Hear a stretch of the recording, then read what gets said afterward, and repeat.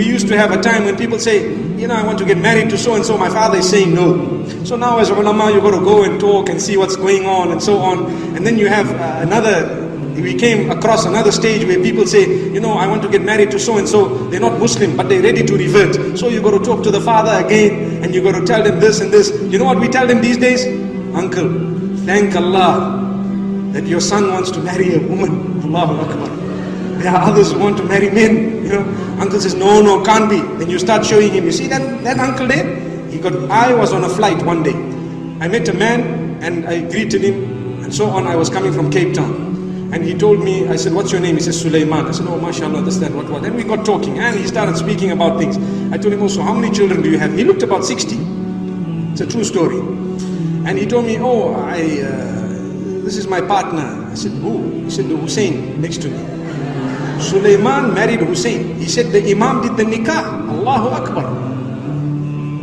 I asked him one question and I'm going to tell it to you because we're living in an age where we need to know. I said, look, I don't mean to be bad. I'm about to change my seat because I'm feeling a bit nauseous. He says, you know what?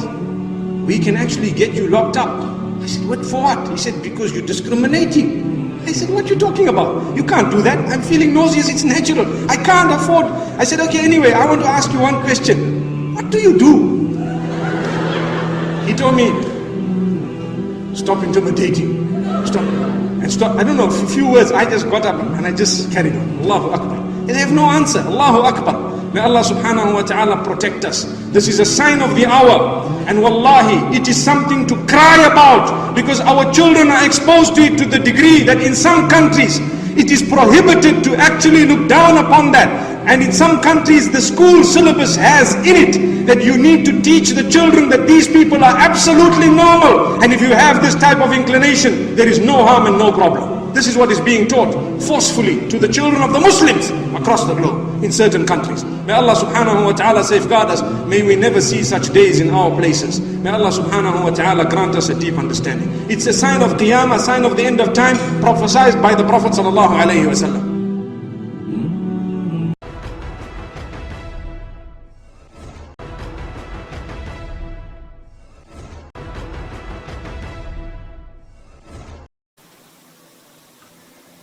Je vous présente une étude LGBT en bouddhisme, hindouisme, judaïsme, christianisme et l'islam, l'homosexualité, la diabolisation. D'abord parlons de la charia. Beaucoup de gens ont une idée fausse, croient que la charia signifie de tuer les gens. Que signifie la charia?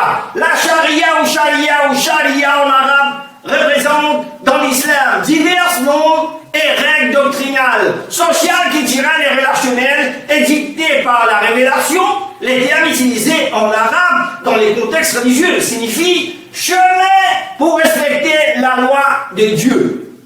Il est d'usage de désigner en Occident la charia par les termes des lois. Par exemple, tous les différents pays ont les codes pénals, la loi.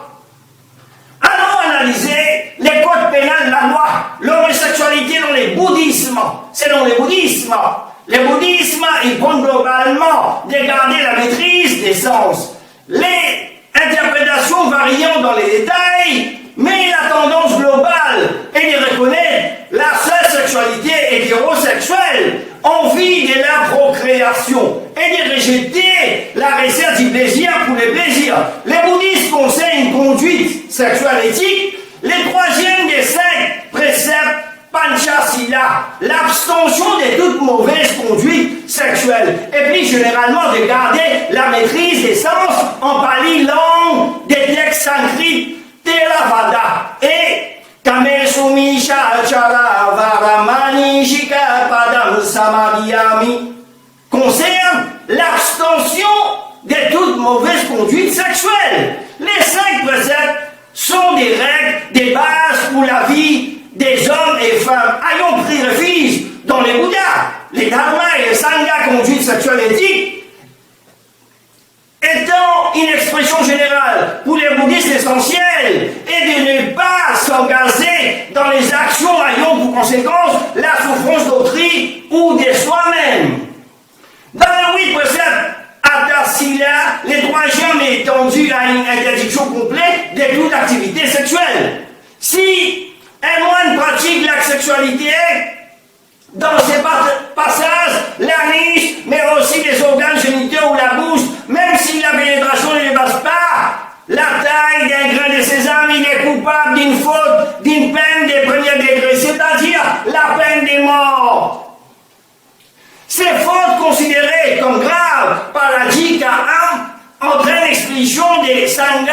Vinaya. Les Bouddhas c'est cependant montré assez dur à propos de la sexualité et de la sensualité en général, puisque c'est l'une des plus puissantes expressions de l'envie insatiable et de l'attachement humain. Et l'envie insatiable, la seconde en vérité, est une cause racine de la souffrance humaine. Les Bouddhas s'est montré très clair. Si vous êtes authentique, préoccupé de votre bonheur à long terme, alors cela vaut la peine de réévaluer l'intérêt de s'engager dans des activités, quelles qu'elles soient hétérosexuelles, homosexuelles ou non sexuelles, qui entraînent vos envies insatiables. Même dans la douleur, vous devrez abandonner les désirs sensuels si vous aspirez à une future sécurité contre l'esclavage vigilant, avec un esprit bien libéré. Tout c'est la libération, parfois ici, parfois là. Un obtenteur de sagesse ayant accompli la vie sainte et dite être allé au bout du monde, aller au-delà. Il est intéressant de remarquer que les Bouddhas décourageaient de façon explicite ses disciples, hommes et femmes à l'égalité, à s'attarder sur leur identité sexuelle. Allons analyser les codes pénals, la loi, l'homosexualité dans l'hindouisme. L'homosexualité, le seul sanction à son égard sont mentionnés dans Artha Sastra et dans les Manusmriti, où elle apparaît comme un comportement non procurateur, à peine conscient ou volontaire, mais dans les premiers livres, les sectes non vaginales est paisible d'une peine de premier degré, c'est-à-dire la peine des morts. Les 10 livres, à l'évidence, voient dans les spermes une ressource sociale qui ne doit pas être dépensée inutilement pour une fin autre que la procréation. En fait, l'homophobie est liée à la non-procréation. Si un homme refuse volontairement d'avoir une activité sexuelle reproductrice, il y a un gaspillage de ressources sociales et il doit pour cela être condamné d'une peine de premier degré. C'est qui dit la matriarche. Gandhariya Pandu, dans le Mahabharata, Puta Hinpita, pas d'enfant c'est l'enfer. Selon Manusmriti, chapitre 11, verset 174. Un homme des fois né qui commet une infraction contre nature avec un mâle ou a des rapports sexuels avec une femelle dans une sarrette, tirez-lui par de bœuf dans l'eau ou dans la journée. Pour les lesbiennes, selon Manusmriti, chapitre 8, verset 369, les versets suivants. Kanya eva kanyanya kuriya tasya siyada divisato dhamma sulkansha divi gunam datiyat sipasa saeva apnuyadasa. Signifie une demoiselle qui pollue une autre demoiselle doit recevoir une amende de 200 panas, payer les doubles de son nuptial, frais de recevoir 10 coups de fouet. Verset 370 et verset suivant. Yatu kanyam prakuryatsri sasadyo maonyam arhati angurio eva vachedam karena udvaha nam tatha. Signifie une femme qui pollue une demoiselle doit avoir la tête rasée et des doigts coupés et être fait pour montrer à travers la vie Sharingan. Les Védas interdisent l'homosexualité, les hommes sont interdits de porter la robe féminine. Selon les livres Rigveda, livre 10, ligne 45, verset 30 dit, il est laid son corps quand il brille avec ses diables méchants. À quelle heure le mari enveloppe des vêtements membres enveloppe de ses vêtements, enveloppe de ses membres le vêtement de sa femme.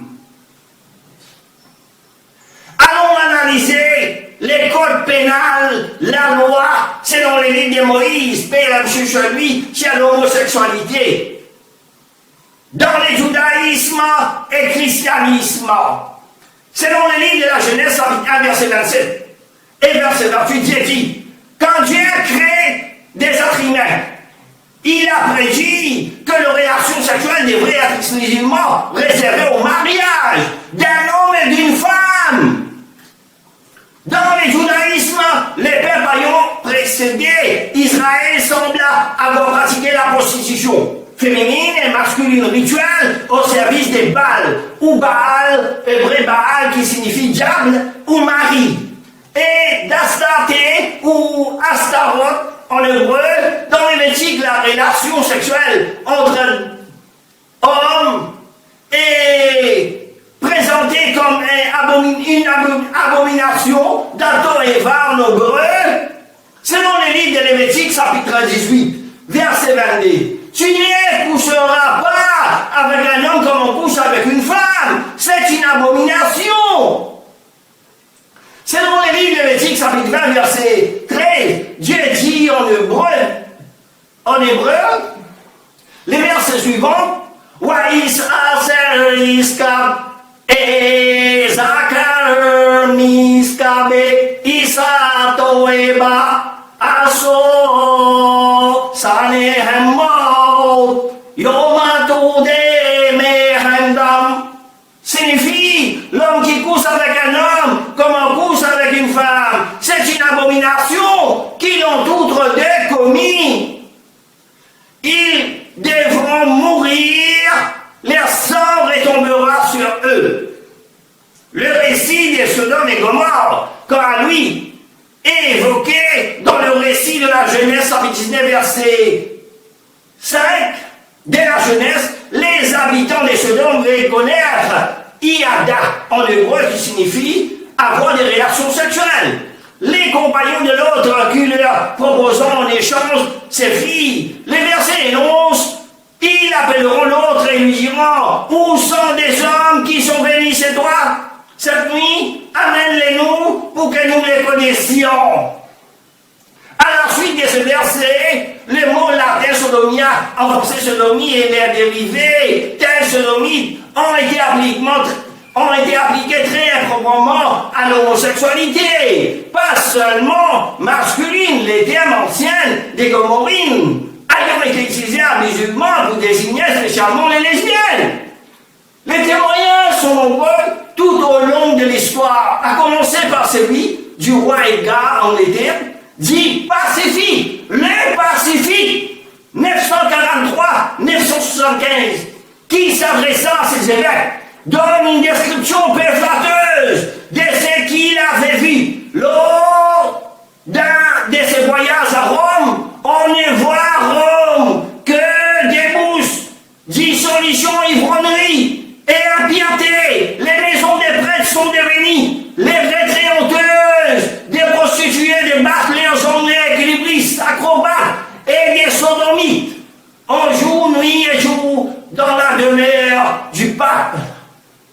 Si un homme dort avec un autre homme, comme on dort avec une femme, ils sont deux coupables d'une action monstrueuse et doivent être mis à mort. Ils sont seuls responsables de les morts, ce qui nous dit la Bible. Allons analyser les codes pénals, la loi, l'homosexualité dans l'islam. L'islam considère historiquement l'homosexualité comme étant un péché contre l'ordre établi par Dieu. La charia, la loi, condamne fortement l'homosexualité dans toutes les écoles juridiques et prescrit la peine de mort ou une peine discrétionnaire. Comme sanction au cas des pratiques, l'homosexualité masculine est un crime dans la plupart des pays à majorité musulmane. Depuis quelque temps, ce n'est pas pour marquer une différence, mais parce que le musulman apprend les religions bien, contrairement à d'autres religions. Dans les Courans, il est clair que Dieu a détruit la cité des Lot. Qui a exercé ces pratiques? Dieu dit dans la sourate Al-Shu'ara, chapitre 26, verset 165 à 167. Accomplissez-vous l'actionnel avec le mal de ce monde et délaissez-vous les épouses que votre Seigneur a créées pour vous. Mais vous êtes que des gens transgresseurs. Si tu ne cesses pas l'autre, tu seras certainement du nombre des expulsés. Je déteste vraiment ce que vous faites. Dieu dit dans la sourate Al-Nahl, chapitre 27, versets 54 et 55, Dieu dit, et rappelle-les à l'autre, quand il dit à son peuple, vous livrez-vous à la turpitude, l'homosexualité, alors que vous voyez clair, vous allez aux hommes au lieu de femmes pour assouvir vos désirs, vous êtes plutôt un peuple ignorant. Et dans la sourate Al-Nahl, 67, verset 81, Dieu dit, et l'autre, quand il dit à son peuple, vous livrez-vous à cette turpitude que nul parmi les mondes n'a commis avant vous. Certes, vous assouvissez vos désirs charnels avec les hommes au lieu de femmes, vous êtes bien un peuple audacieux. Dans la sourate Al-Kabut, chapitre 29, verset 28 à 30, Dieu dit, et l'autre, quand il dit à son peuple, vraiment, vous commettez la turpitude, où nul dans l'univers ne vous a précédé, aurez-vous commerce charnel avec le mal? Pratiquerez-vous les brigandages? Commettrez-vous le blâmable dans votre assemblée? Mais son peuple le fit d'autres réponses que fais que les sentiments d'Allah nous viennent, si tu es du nombre des véridiques. Il dit, Seigneur, donne-moi victoire sur ces peuples des corrupteurs. Dans la sourate Anbiya, chapitre 21, verset 114, Dieu dit, et l'autre, nous lui avons apporté la capacité d'exiger et de savoir, et nous l'avons sauvé de la cité où s'est commetté le vice. Ces gens étaient vraiment des gens du mal, des pervers. Dans la sourate Al-Kamal, chapitre 54, verset 33 à 34, Dieu dit, les versets suivants, Kazabat kaumu lutim min udur, inna arsalna alayhim hisaban, illa laludin najaynahum bishar. Signifie, le peuple de l'autre traitèrent des mensonges, les avertissements nous lâchons sur un ouragan, excepté la famille de l'autre, que nous sauvâmes avant l'aube. Les hadiths sont authentiques dans l'homosexualité. Selon Jabir ibn Abdallah, qu'Allah soit agréé, les prophètes de l'homme Shishoni a dit certainement, ce que je crains le plus pour ma communauté, c'est l'acte du peuple de l'autre, rapporté par Tirmidhi, hadith 1457 également, et authentifié par Sheikh Albani. En 1973, l'homosexualité était considérée comme une maladie mentale en Amérique. Le 25 septembre et 6 octobre 1791, l'Assemblée constituante dépénalisait totalement l'homosexualité. Dans la France de l'ancien régime, la sodomie est paisible de la peine de mort. En 1968, la France ratifie même la classification des maladies mentales de l'OMS dans laquelle figure l'homosexualité. L'homosexualité est considérée comme une maladie mentale en France. En 1993, les francs-maçons, ils sont partout au cœur de l'État. Soudainement, on notera tout de même que l'OMS, l'organisme mondial de la santé, ne supprimera l'homosexualité de sa liste des maladies mentales que le 17 mai 1993. Laïcité, franc-maçonnerie et l'homosexualité, les pièces de l'article 15. La laïcité a fait son entrée fracassante au début du siècle en France. Nous sommes gouvernés par la franc-maçonnerie. Aujourd'hui, des imams formés à l'Institut catholique. Et comme soi-disant un imam, charlatan luciférien, fait son apparition. Les premiers mariages étaient célébrés par un imam mauricien nommé X à Sévran, Seine-Saint-Denis en France. Un mariage unique à son genre a été célébré le samedi 18 février, rapporte le magazine français BSD, résident en France, Ludovic, Mohamed, Jahed et Kiyam étaient symboliquement unis par un imam, par soi-disant imam nommé X, dans un appartement à Sévran, en Seine-Saint-Denis. Les charlatans, l'imam mauricien, qui a célébré le syndicat lui-même, membre de l'association HMDF en France, chez VSD Safia News. Des mariages similaires ont été célébrés en Angleterre, mais aussi en Afrique du Sud et aux États-Unis et même en Indonésie. Les Mauriciens, soi-disant l'imam, dans son pays, selon l'article 250 du Code pénal mauricien, dès 1838, toute personne coupable du crime des sodomies sera paisible de la peine de prison pour une durée ne dépasse pas 5 ans. En 2015, un couple de même sexe a été arrêté sur la suspicion de pratiquer la sodomie.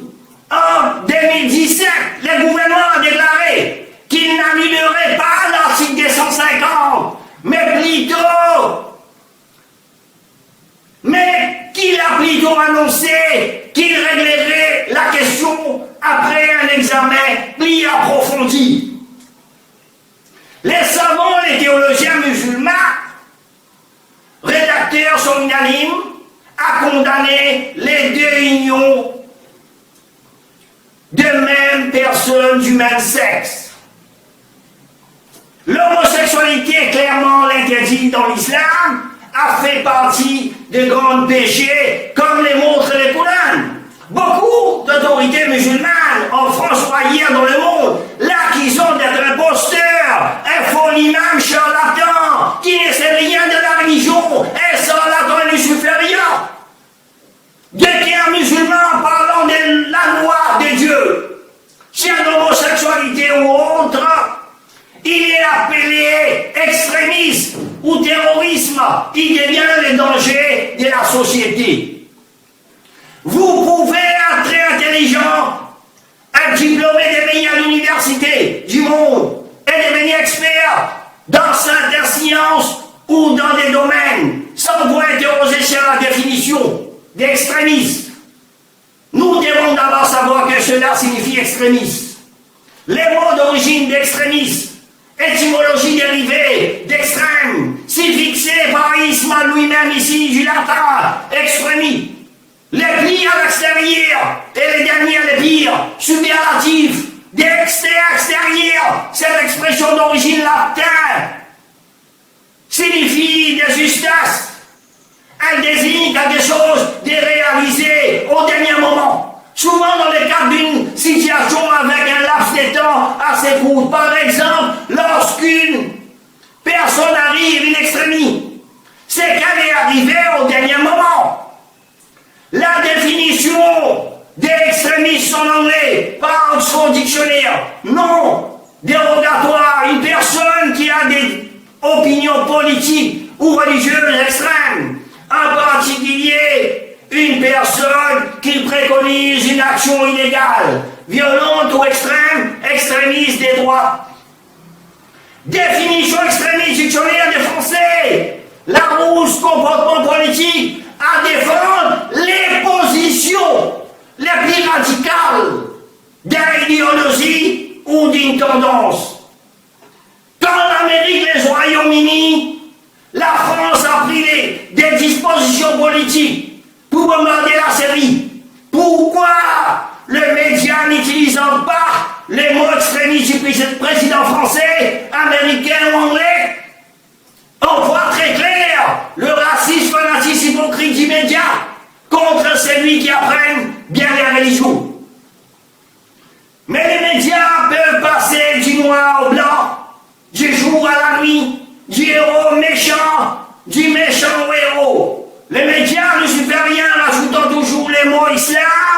ou terrorisme ou extrémisme de musulmans. Les terroristes venus de la langue française, les mots ont été utilisés en France en 1793 à 1794 par les gouvernements français pendant la Révolution française, sous les régimes de la terreur. La politique menée par Biarritz a exécuté ou empoisonné toutes les peuples. Et la première fois que le mot terrorisme a été utilisé par un homme, Rissi appelle Sergei Natchaev, et il a fondé la Société Richard Personne en Russie. En 1869, c'est également un écrivain allemand appelé Johann Moos, dans son livre Counter-Terrorism, en 1870, c'est eux, est devenu le mot populaire terrorisme. Il faut admettre que vous êtes racisme, fanatisme et hypocrite. Vous n'aimez pas parce que les musulmans apprennent les religions bien contrairement à d'autres religions. La franc-maçonnerie recrute sur les politiques, disent maires, les banquiers, avocats, journalistes, policiers, instituteurs, entrepreneurs, commerçants, médecins, etc.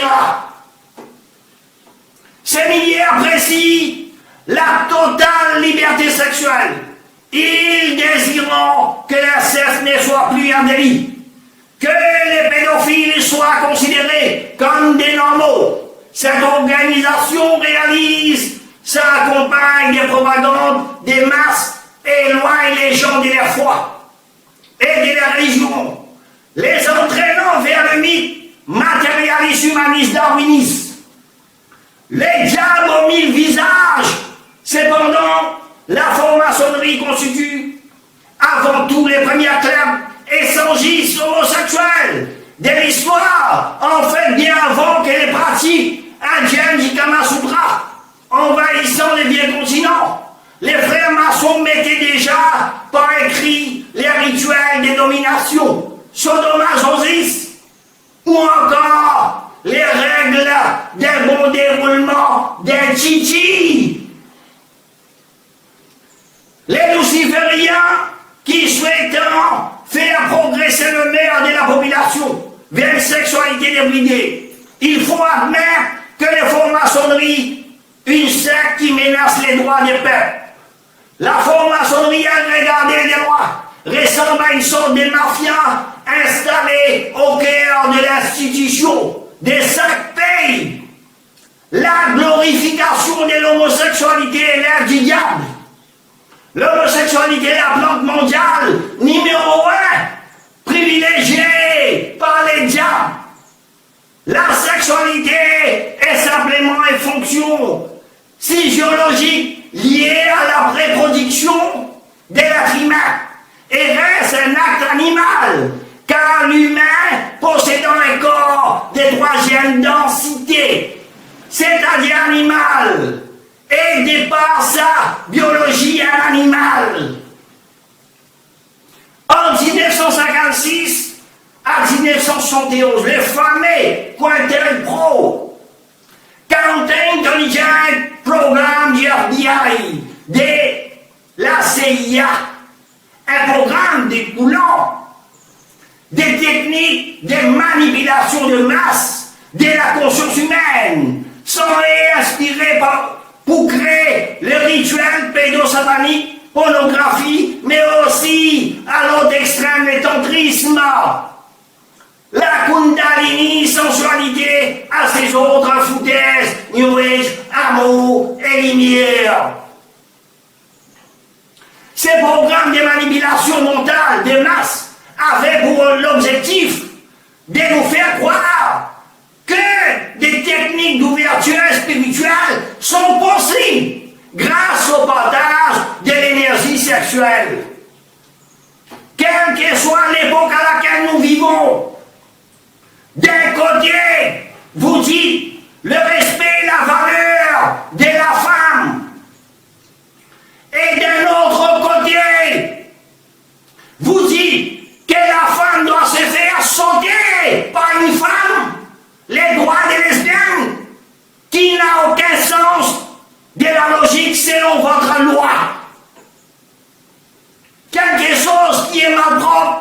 reste toujours malpropre. Tous les maladies mentaux ont droit comme n'importe quel autre humain. C'est lui qui a violé votre soeur, votre fille, votre mère, ou tué votre fille, votre soeur, votre mère, a le même droit de respect. Pourquoi vous avez focalisé seulement les droits de l'homosexuel? Si vous parlez de l'amour, alors qui décide ce qui est bon ou mauvais de l'amour? Non pas les lucifériens, homosexuels ou même les médias, lucifériens ou une institution luciférienne. Dieu est le seul créateur qui a créé l'homme et femme. Dieu est le seul qui sait ce qui est bon ou mauvais pour l'homme et la femme. Comme il est mentionné dans toute la religion du monde, l'homosexualité est une abomination. J'espère